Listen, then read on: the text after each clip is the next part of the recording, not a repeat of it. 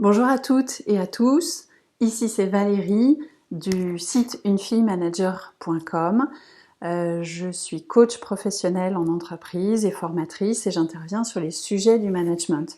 Alors on se retrouve aujourd'hui pour notre troisième vidéo de ce calendrier de l'Avent un peu spécial. Et hier, on a commencé à aborder un sujet lié aux émotions qui était les peurs du manager. Et j'avais envie d'aller un peu plus loin et de vous proposer de comprendre un petit peu plus comment fonctionnent nos émotions pour pouvoir peut-être vivre mieux avec, que l'on soit manager d'équipe ou pas d'ailleurs, dans notre vie professionnelle ou dans notre vie de tous les jours. Alors effectivement, on se rend compte que c'est un sujet qui est pas simple à aborder en entreprise, simplement parce que on vit dans une culture plutôt de la performance, du résultat, et parce que aussi parfois les émotions c'est un sujet un peu tabou, un peu gênant. On se dit que quelqu'un de trop émotif, eh bien ça peut être quelqu'un qui est assimilé à une personne faible, par exemple.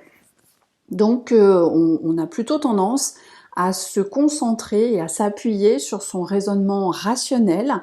On pense que c'est plus valorisé en entreprise et que c'est préférable plutôt que de se baser sur ses émotions.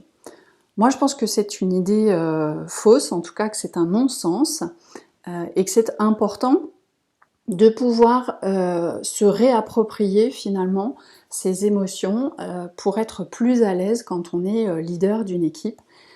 Et pour cela, ça va être intéressant de comprendre comment elles fonctionnent. Parce que en comprenant le fonctionnement de mes émotions, mais aussi des émotions des autres, ça me permet de prendre du recul, de mettre les choses davantage en perspective et peut-être de mieux les gérer.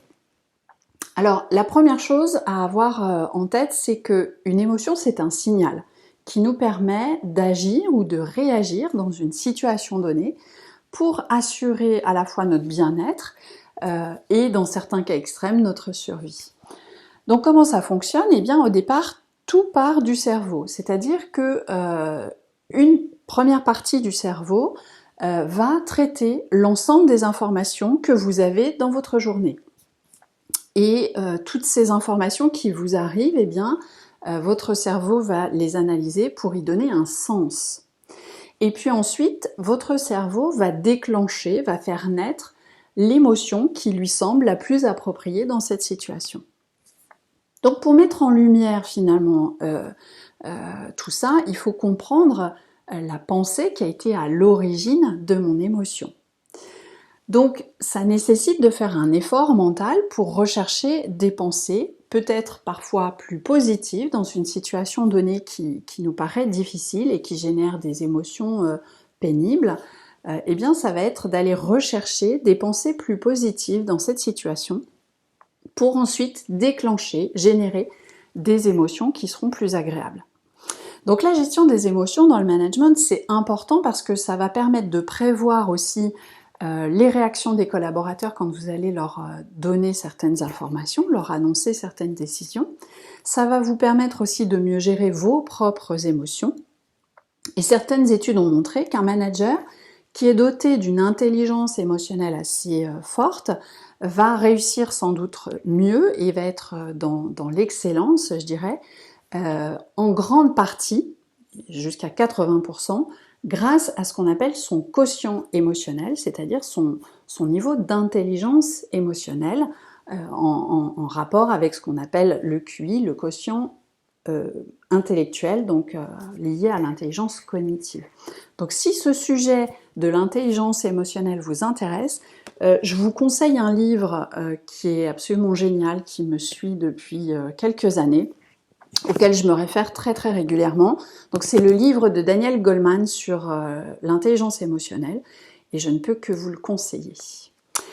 Alors maintenant qu'on a évoqué un petit peu plus ces mécanismes, moi je vous propose de réaliser un petit jeu et notamment la prochaine fois que vous aurez une émotion qui peut-être vous pèse un peu, vous paraît pénible, c'est déjà de repenser au schéma de fonctionnement que je viens de vous présenter, le schéma du cerveau qui génère une pensée et ça génère une émotion qui ensuite va conditionner nos comportements.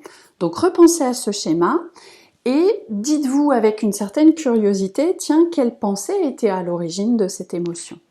Et puis ensuite, de prendre un peu de recul et de vous dire quelle pourrait être la pensée plus positive que je pourrais avoir, qu'est-ce que je pourrais me dire qui pourrait générer des émotions plus agréables pour moi dans cette situation.